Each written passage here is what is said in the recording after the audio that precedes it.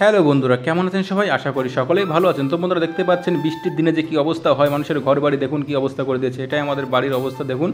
তো ভাবলাম একটু অঞ্জনায় যাবো, ছাতাটা নিয়ে সঙ্গে সঙ্গে বেরিয়ে পড়লাম অঞ্জনার উদ্দেশ্যে। ভাবলাম সাইকেলটা নেবো কি নেবো না, কিন্তু নেবো না সাইকেল বৃষ্টির মধ্যে। এই যে আমাদের বাড়ির সামনে দিয়ে বেরিয়ে পড়লাম অঞ্জনার দিকে যাওয়ার উদ্দেশ্যে। তো দেখতেই পাচ্ছেন একটি ভূত বাংলো, এখানে ভূত বসবাস করে। আর এই যে সবুজ সবুজে ঘেরা আমাদের এই গ্রাম, দেখতেই পাচ্ছেন কত সুন্দরখানি লাগছে এইখানটা।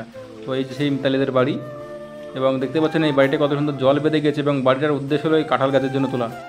আর এই যে চলে এসেছি ফাইনালি আমাদের অঞ্জনায়, দেখতে পাচ্ছেন ও চারিদিকে পুরো সবুজ আর পানা কচুরিতে ঢাকা। এবং দেখতে পাচ্ছেন এসে আমাদের নদী, যে নদী দিয়ে রবীন্দ্রনাথ ঠাকুর গান গেয়ে বেরিয়েছিলেন সেই নদী এটা। দেখতে পাচ্ছেন ও কত সুন্দর ভেসাল দিয়েছে এখানে মাছ ধরার জন্য, এবং বৃষ্টির সময় এখানে মাছ ধরা হয় এবং দারুণ লাগে এইসব এলাকার সিনগুলো দেখতে। এই যে একটি ভাই ওখানে মাছ ধরার জন্য কি চেষ্টা করছে বড়শিতে হয়তো মনে হয়। এই যে পাটের সিজন চলে এসেছে, যেহেতু পাট ফেলে দিয়েছে, পাশেই আমাদের মা শীতলা মন্দির, কত সুন্দর লাগছে দেখুন এই যে সেই পাট। এবং এইখানটা দেখুন যেখানে আমরা খেলা করতাম সেই খেলার মাঠটা ডুবিয়ে দিয়েছে বন্যাতে। দেখুন এত বৃষ্টি হয়েছে, এত জল হয়েছে যে আমরা যেখানে খেলা করতাম সেই মাঠটা পুরো ভেসে গিয়েছে। আর ওই যে নদী দেখতে পাচ্ছেন ওই সাইডে, ওটা হলো নদী।